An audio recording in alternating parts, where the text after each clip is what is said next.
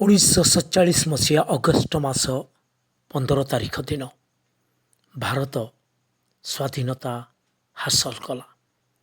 ଆଉ ଭାରତ ପରାଧୀନ ଥିଲା, ଆଉ ସେ ଅନ୍ୟମାନଙ୍କର ଅଧୀନରେ ଥିଲା। କିନ୍ତୁ ଅଗଷ୍ଟ 15 ତାରିଖ ସେଇ ଦିନ, ଯେଉଁ ଦିନରେ କି ସ୍ୱାଧୀନତା ଦିନ ଭାବେ, ସ୍ୱାଧୀନତା ଦିବସ ଭାବେ ଭାରତ ସବୁବେଳେ ସ୍ମରଣ କରେ, ପାଳନ କରେ। କାରଣ ସେଇଦିନ ମୁକ୍ତି ପ୍ରାପ୍ତ ହୋଇଥିଲା ଭାରତ।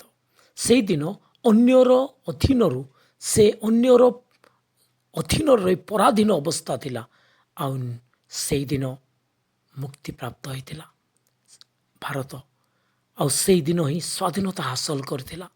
ଏହି ବିଷୟକୁ ସ୍ମରଣ କରି ଆନନ୍ଦର ସହିତ ସମଗ୍ର ଭାରତବାସୀ ସ୍ୱାଧୀନତା ଦିବସକୁ ଆଜି ଆନନ୍ଦର ସହିତ ପାଳନ କରୁଅଛନ୍ତି।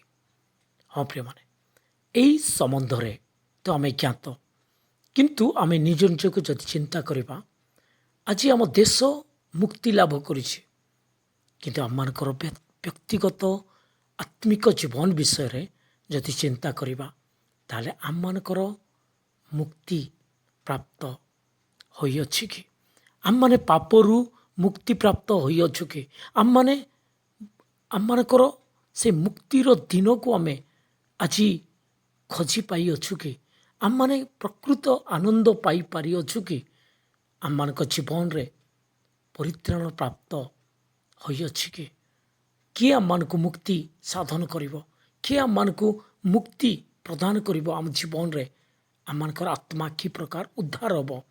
ହଁ, ଯଦି ଆମମାନଙ୍କର ପାପରୁ ମୁକ୍ତି ପ୍ରାପ୍ତ ହେବା, ପାପରୁ ଯଦି ଆମେ କ୍ଷମା ପ୍ରାପ୍ତ ହେବା, ପାପରୁ ଯଦି ଆମେ ପରିତ୍ରାଣ ପାଇବା, ତେବେ ଆମେ ସ୍ୱର୍ଗକୁ ଯିବା। ସେଇ ମୁକ୍ତିଦାତା, ମୁକ୍ତିକର୍ତ୍ତା, ପରିତ୍ରାଣକାରୀ ପରମେଶ୍ୱରଙ୍କର ନିକଟତର ହେବା। ସେ ଶାନ୍ତିଦାତା, ସେ କ୍ଷମାକାରୀ, ସେ ଆମମାନଙ୍କୁ ମୁକ୍ତି ଦେଇ, ମୁକ୍ତିଦାତା ସେ ଆମମାନଙ୍କ ଜୀବନରେ ସେ ଆନନ୍ଦ ପ୍ରଦାନ କରିବେ, ସ୍ୱର୍ଗକୁ ନେବେ। ସଦାସର୍ବଦା ଆମେ ତାହାଙ୍କ ନିକଟରେ ରହିବା।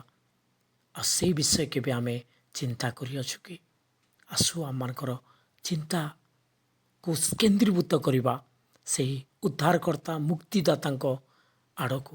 ସେ ହେଉଛନ୍ତି ପ୍ରଭୁ ଯୀଶୁଖ୍ରୀଷ୍ଟ, ଯିଏକି ଏ ସମଗ୍ର ମାନବ ଜାତି ନିମନ୍ତେ, ମାନବ ଜାତିର ପାପ କ୍ଷମା ନିମନ୍ତେ, ପାପରୁ ମୁକ୍ତି ଦେବା ନିମନ୍ତେ ସେ ଏହି ଜଗତରେ ନର ରୂପ ଧରି ଅବତୀର୍ଣ୍ଣ ହେଲେ। ଆଜକୁ ହଜାର ହଜାର ବର୍ଷ ପୂର୍ବେ ତାହାଙ୍କ ବିଷୟରେ କୁହାଯାଇଥିଲା। ଆଉ ସେ 2000 ବର୍ଷରୁ ଅଧିକ ବର୍ଷ ପୂର୍ବେ ନର ରୂପ ଧରି ଏହି ଜଗତରେ ଅବତୀର୍ଣ୍ଣ ହେଲେ। ଆଉ ସେ ମନୁଷ୍ୟ ଭାବେ ଦେଖାଗଲେ, କିନ୍ତୁ ସେ କୌଣସି ପାପ କଲେ ନାହିଁ। ପାପର ଲେଶ ମାତ୍ର ତାଙ୍କଠାରେ ନଥିଲା। ସେ ଜଗତର ଉଦ୍ଧାର ନିମନ୍ତେ, ପାପ କ୍ଷମା ନିମନ୍ତେ ନିଜ ଜୀବନକୁ କାଲବରୀ କ୍ରୁଶ ଉପରେ ଝୁଲାଇ ଦେଲେ। ନିଜ ଜୀବନ ସେ ଉତ୍ସର୍ଗ କଲେ। ସେ ନିଜ ଶରୀରରୁ ରକ୍ତ ବୁହାଇଲେ।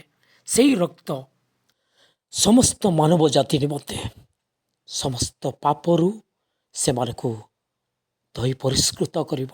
ସେଥିପାଇଁ ପ୍ରଭୁ ମୃତ୍ୟୁବରଣ କରି, ରକ୍ତ ଝରାଇ, ତୃତୀୟ ଦିନ ମୃତ୍ୟୁକୁ ଜୟ କରି ଉଠିଲେ।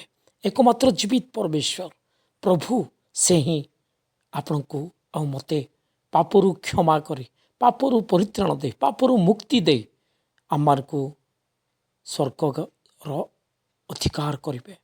ଏହି ମନ୍ଦ ଜଗତରେ ମଧ୍ୟ ଶାନ୍ତି ଆନନ୍ଦ ଦେଇ ତାହାଙ୍କର ଭରସାରେ ଆଗକୁ କଢ଼ାଇ ନେବେ। ଏକମାତ୍ର ପ୍ରଭୁ, ତାହାଙ୍କୁ ବିଶ୍ୱାସ କରନ୍ତୁ, ହୃଦୟରେ ଗ୍ରହଣ କରନ୍ତୁ, ଆଉ ଆନନ୍ଦର ସହିତ ତାହାଙ୍କର ସହିତ ଜୀବନଯାପନ କରନ୍ତୁ। ପ୍ରଭୁ ଆପଣଙ୍କୁ ପ୍ରଚୁର ପରିମାଣରେ ଆଶୀର୍ବାଦ କରନ୍ତୁ। ଧନ୍ୟବାଦ।